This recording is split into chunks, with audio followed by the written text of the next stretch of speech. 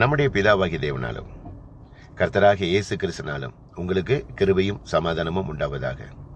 இன்றைக்கு நம்ம என்ன தியானிக்க போறோம்னா, நம்ம போகக்கூடிய சபை எப்படிப்பட்டதாக இருக்க வேண்டும் என்று வேத வசனத்தின் அடிப்படையில் இன்றைக்கு நான் உங்களோட தியானிக்க போறேன். அப்போஸ்தலர் 2வது அதிகாரத்துல பேதுரு பிரசங்கம் பண்றாப்ல. என்ன பிரசங்கம் பண்றாப்லன்னா, நீங்கள் அறைந்த இயேசு கிறிஸ்துவை தேவன் ஆண்டவரும் கிறிஸ்துவமாக்கினார் என்று இஸ்ரவேல் அறிய கடவர்கள் என்று சொல்லி பிரசங்கம் பண்றாப்ல. இதை கேட்ட உடனே ஜனங்கள் இருதயத்தில் குத்துண்டவர்கள், ஐயா நாங்க என்ன செய்யணும் அப்படின்னு சொல்லி கேட்கிறாங்க. உடனே பேதுரு சொல்றாப்ல, நீங்கள் உங்கள் பாவத்தை விட்டு மனம் திரும்பி கர்த்தராகிய இயேசு கிறிஸ்து நாமத்தினாலே ஞானஸ்நானம் பெற்றுக்கொள்ளுங்கள், அப்பொழுது பரிசுத்தாவின் வரத்தை பெறுவீர்கள்.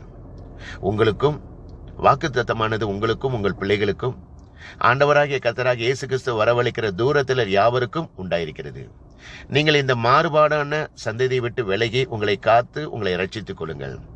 இதை கேட்ட உடனே நாளிலே அந்த புறஜாதிகள் 3000 பேர் பாவத்தை விட்டு மனம் திரும்பி ஞானஸ்நானம் பெற்றார்கள். ஞானஸ்நானம் பெற்றது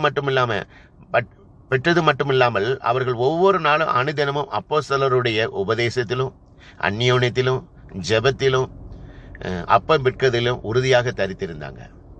விசுவாசத்தில் அவர்கள் ஒருமித்து உறுதியாக இருந்து தங்களுக்கு பொதுவாக வைத்து அனுபவித்தார்கள். அவர்கள் தேவனுடைய ஆலயத்தில் வீடுகள் தோறும் ஆலயந்தோறும் தினந்தோறும் அப்பம் விற்கதிலும் அதாவது கபடமில்லாத இருதயத்தோடு போஜனம் பண்ணி தேவனை துதித்து ஜனங்கள் எல்லாரிடத்திலும் தயவு பெற்றார்கள். கர்த்தர் அனுதினமும் ரட்சிக்கப்படுகிறவர்களை சபையிலே சேர்த்து கொண்டு வந்தார். இன்னைக்கு நம்ம போகக்கூடிய சபை எப்படிப்பட்டதாக இருக்கிறது? சத்தியத்தை சத்தியமா சொல்லுகிற சபையாக இருக்கிறதா?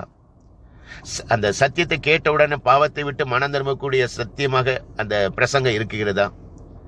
கஷ்டப்படுகிற மக்களுக்கு உதவக்கூடிய சபையாக இருக்கிறதா? அந்த ஒவ்வொரு நாளும் புறஜாதிகள் நம்ம சபைக்கு சேர்த்து கொண்டு வருகிறோமா? இதை நீங்க தான் சிந்தித்துக் கொள்ளணும். யோவான் 4வது அதிகாரத்தில் சொல்லி இருக்கிறது, தேவன் ஆவியாக இருக்கிறார், அவரை தொழுது கொள்கிறவர்கள் உண்மையோடும் ஆவியோடும் அவரை தொழுது கொள்ள வேண்டும். அதுதான் பிதாவுனுக்கு விருப்பமாக இருக்குமா? இன்னைக்கு நம்ம சபையில ஆவியோடும் உண்மையோடும் நம்ம தேவனை தொழுது கொள்கிறோமா? 3வது என்னன்னா, இன்னைக்கு நம்மளுடைய சபையில ஏகப்பட்ட கஷ்டப்பட்டவங்க இருக்கிறாங்க. அததான் யாக்கோபு 4வது அதிகாரத்துல சொல்லி இருக்கிறது, ஒருவன் விசுவாசம் என்று சொல்லி கிரிகள் இல்லாதனால் அந்த விசுவாசம் அவனை ரட்சிக்குமா?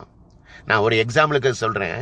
யாராவது வஸ்திரம் இல்லாம ஆகாரம் இல்லாம நம்மகிட்ட வந்து கேட்கும்போது, உங்களுக்கு சமாதானம் உண்டாகட்டும், நீங்கள் பசியாரி சந்தோஷமாக இருங்கள் சொல்லி அவங்களுக்கு எந்தவித தேவைகளையும் கொடுக்காம நம்ம ஒரு பிளஸ் பண்ணிட்டு வந்தா அந்த விசுவாசம் செத்ததாக இருக்குமா? விசுவாசம் எப்படிப்பட்டதாக இருக்குமா? கிரிகள் உள்ள விசுவாசம் தான், அதாவது கிரிகள் அல்லாத விசுவாசம் செத்ததாக இருக்குமா?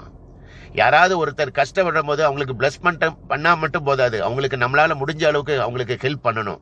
அதை தான் வேதம் சொல்லி இருக்கிறது. இன்னைக்கு நம்மளுடைய சபையில கஷ்டப்படுகிற மக்களுக்கு நம்ம உதவி பண்ணிக்கிறோமா? எல்லாவற்றுக்கும் மேலாக 1 கொரிந்தியர் 3வது அதிகாரத்தில் சொல்லி இருக்கிறது, நீங்கள் ஆவிக்குரியவர்கள் என்று எண்ணி உங்களுடனே கூட நான் பேசாமல் நீங்கள் மாம்சத்துக்குரியவர்களா இருக்கிறபடினால் கிறிஸ்துவுக்கள் குழந்தைகள் என்று எண்ணி உங்களுக்கு போஜனம் கொடுக்காமல் பாலை கொடுக்கும்படி நான் உங்களுக்கு கொடுத்தேன். நீங்கள் மாம்சத்துக்குரியவர்களா இருக்கிறபடினால் நீங்கள் இன்னமும் உங்களுக்குள் பலன் இல்லை. ஏன்னா உங்களுக்குள்ளே வாக்குவாதம் பொறாமை பேதங்கள் இருக்கிறபடினால் நீங்கள் மாம்சத்துக்குரியவர்களா இருந்து மனுஷ மார்க்கமாய் நடக்கிறீர்கள் அல்லவா? இன்னைக்கு சபையில ஆவிக்குரியவர்களும் மாம்சத்துக்குரியவர்கள் தான் இன்னைக்கு கலந்து மிக்ஸ் பண்ணி இருக்கிறாங்க. அதில் அநேகமா செக் பண்ணி பார்த்தீங்கன்னா மாம்சத்துக்குரியவர்களாக தான் இன்னைக்கு நம்ம சபையில இருக்கிறோம். இன்னைக்கு நம்மளுடைய சபையில இன்னைக்கு நீங்க பார்த்தீங்கன்னா கோடிக்கணக்கில் டெக்கரேஷன் நம்ம பண்றோம், செலவு பண்ணி கோடிக்கணக்கில் கட்டடங்கள் கட்டுகிறோம். இன்னைக்கு சபையில பார்த்தீங்கன்னா பெருமை புகழ் பதவி இதுக்கு தான் நம்ம முக்கியத்துவம் கொடுத்துக்கிட்டு இருக்கிறோம்.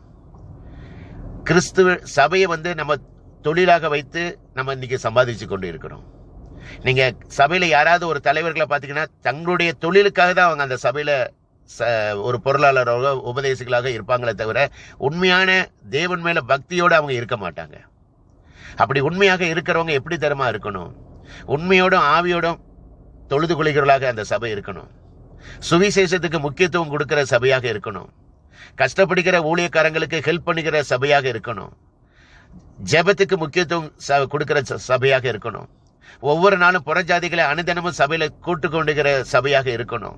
சத்தியத்துக்கு முக்கியத்துவம் கொடுக்கணும். இன்னைக்கு சத்தியம் சபையில இல்ல. ஒரு 10 நிமிஷத்துக்கு தான் சத்தியமாக பேசப்படுகிறது.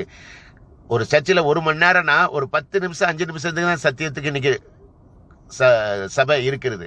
மற்ற எல்லாம் அறிவிப்பு, உலகபுரமான காரியத்துக்கு நேரம் கொடுக்கறாங்களே தவிர கர்த்தரை துதிக்கிறதுக்கும் சத்தியத்துக்கு இன்னைக்கு நேரம் இல்லாம போயிடுது.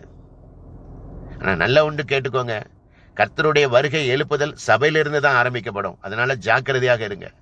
கர்த்தருடைய சபையை ஒரு தொழில் ஆக்கிறாதீங்க. ஏன்னா உங்களுக்கே தெரியும், கர்த்தருடைய சபையில அன்னைக்கு வியாபாரம் பண்ணதுனால தான் கர்த்தர் சாட்டை எடுத்து எல்லாவற்றையும் அடித்து எல்லாவற்றையும் வெளியில நொறுக்கி வெளியில தள்ளினாரு. அதனால கர்த்தருடைய கோபத்துக்கு நீங்க ஆளாகாதீங்க. தப்பு பண்ணியிருந்தீங்கன்னா இன்னைக்கே பாவத்தை விட்டு மனம் திரும்புங்க. சபையில உங்களுடைய அரசியலை கொண்டு வந்துடாதீங்க. சபையில உங்களுடைய வியாபாரத்தை கொண்டு வந்துடாதீங்க. சபையில உங்களுடைய பெருமையை கொண்டு வந்துடாதீங்க. புகழை கொண்டு வந்துடாதீங்க. கர்த்தருடைய நாமம் மட்டும் மகிமைப்படணும். தேவனை உண்மையோடு ஆவியோடு நம்ம அவரை தொழுது கொள்ளணும். ஒவ்வொரு புறஜாதிகளையும் நம்ம அனுதினமும் சபையில கூட்டிக் கொண்டு வரணும். சத்தியத்தை சத்தியமா சொல்லுகிற சபையாக இருக்கணும். கஷ்டப்படுகிற மக்களுக்கு உதவக்கூடிய சபையாக இருக்கணும். சபையில இருந்து தான் எழுப்புதல் வரும். அதை நன்றாக அறிந்து கொள்ளுங்க. இன்னைக்கு நம்ம போகக்கூடிய சபை எப்படிப்பட்டதாக இருக்கிறது, அதை நீங்க தான் சிந்தித்துக் கொள்ளணும். வேத வசனத்தோட அடிப்படையா நீங்க சபையை செக் பண்ணுங்க. ஏன் உபதேசத்துக்காக இல்ல, வேத வசனத்தை வாசிங்க. வேத வசனத்துக்கு ஏற்ற அந்த சபை இருந்ததுன்னா அந்த சபைக்கு செல்லுங்க. இல்லைன்னா வேத வசனத்துக்கு ஏற்ற எந்த சபை இருக்குதோ அந்த சபைக்கு போங்க. அப்போதான் நீங்க ஆசீர்வதிக்கப்படுவீங்க. இந்த உலகத்தில் உண்மையான தெய்வம் இயேசு கிறிஸ்து ஒருவர் மட்டுமே. இயேசு கிறிஸ்து சீக்கிரத்தில் வரப்போகிறார். உங்கள் பாவத்தை விட்டு மனம் திரும்புங்கள். பரலோக ராஜ்யம் சமீபத்திருக்கிறது. கர்த்தருக்கே மகிமை உண்டாவதாக. ஆமேன். அல்லேலூயா.